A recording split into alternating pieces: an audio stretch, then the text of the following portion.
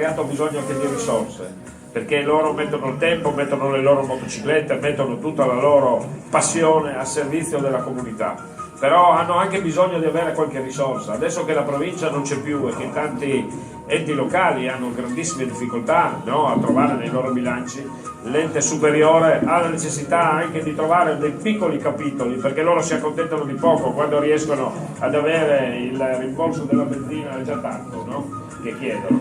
Quindi assessore, anche di questo devi farti carico.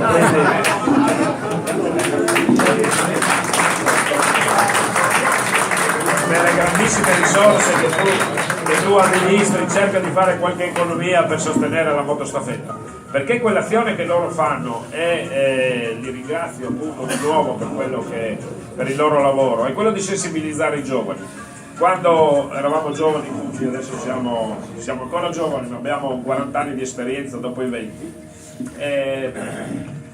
pensavamo di avere in mano il mondo, no? E quindi salivamo sulle motociclette. Io no, fortunatamente non ho avuto quella passione, ma ho un figlio che è matto per queste cose, però fa come quelli che hanno la marca,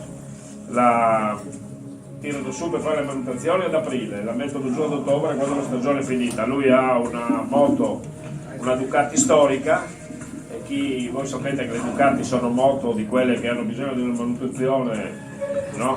Ogni volta che si fa 10 km bisogna andare in officina, e lui d'inverno la mette sul cavalletto.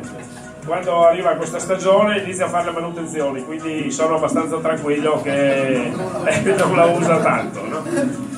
Ma voi giovani